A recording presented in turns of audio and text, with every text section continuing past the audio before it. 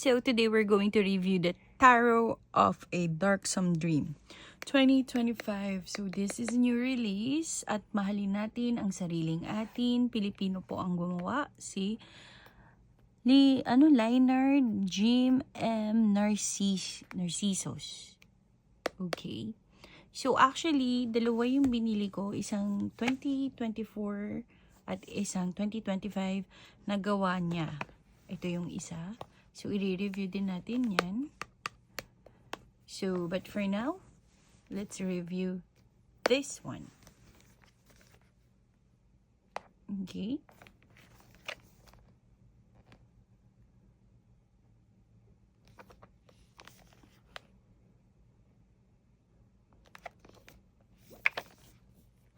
Ito yung box.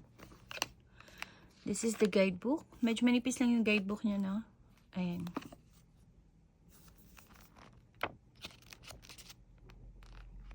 No images.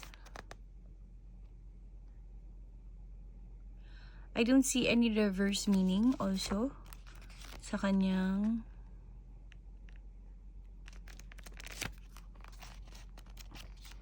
guidebook. No reverse.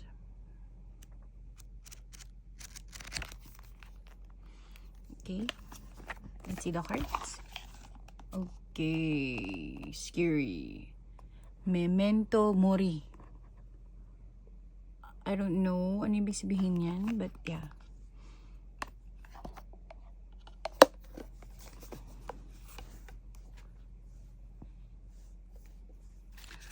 Okay. Meron siyang extra card. Parang pa-welcome. Extra card. Then, reverse. Pwede ba tayo magbasa ng reverse? Yes. Pwedeng-pwede. Hindi siya halata. Hindi siya halata. Okay. Quality of card.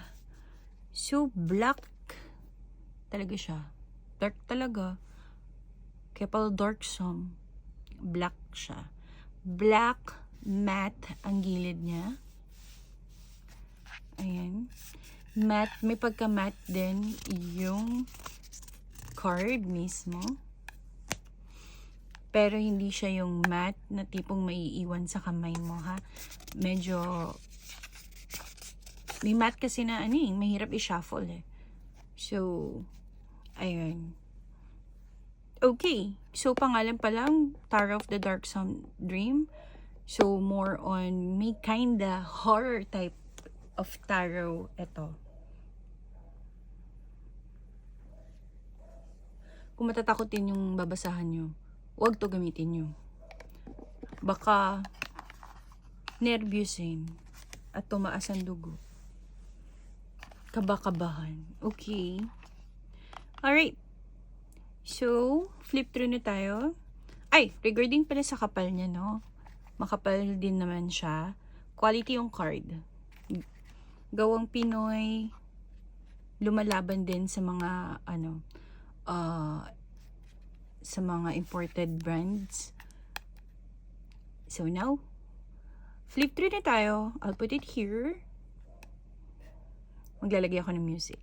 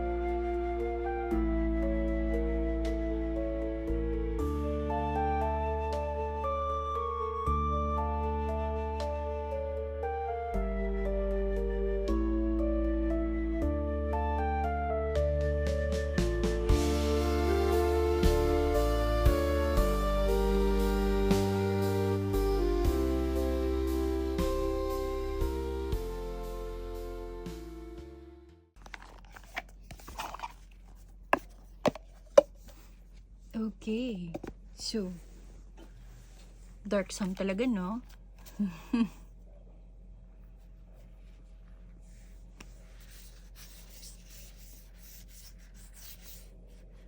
Diba? Nako, kapag matatakotin yung ang babasahan nyo, wag to gagamitin nyo, ha? Pero makikita mong gawang Pinoy din talaga siya. Lalo na, saan ba yun? May nakita ko dito na ano. Ayan, oh.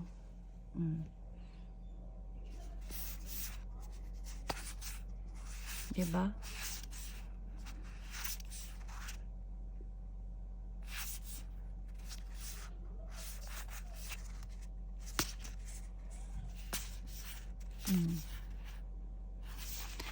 So, this card, sorry, dito natin lagay. Matte, try natin, ha? Masarap siyang i-shuffle, guys. Dito pala. Masarap siyang i-shuffle. Ayan. Matte siya, pero hindi yung matte na didikit-dikit. Pangit lang dito, parang, ayan, oh, mag-ano. Parang medyo na magwa-white-white yan eventually pag tumagal. Ayan. Pag ganito naman, try natin siya i-shuffle this way.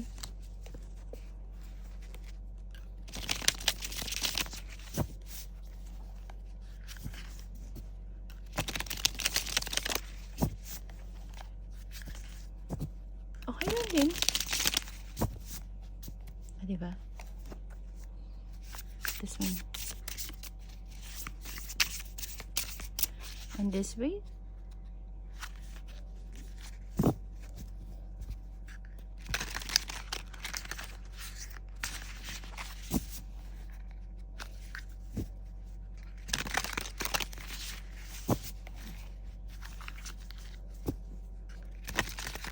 Oh, diba? Ang sarap niyang i-shuffle. So, yun. Eh, sa akin, ano siya? Yung hindi ko lang gusto yung mat niya sa sa gilid. Kasi magwa-white-white yun eventually pag tumagal. So, for me, 9 out of 10. This card. Quality, okay. The best naman yung quality niya when it comes sa images. Eh, kung hindi ka nga lang matatakutin at trip mo yung ganitong type ng card, this is a thumbs up. Okay? So, if you have any tarot in mind, Lenormand or Oracle na you want me to review first, baka available na siya, unahin natin. If not, I'll try my best to find it. So, yan. See you in my next video. Bye!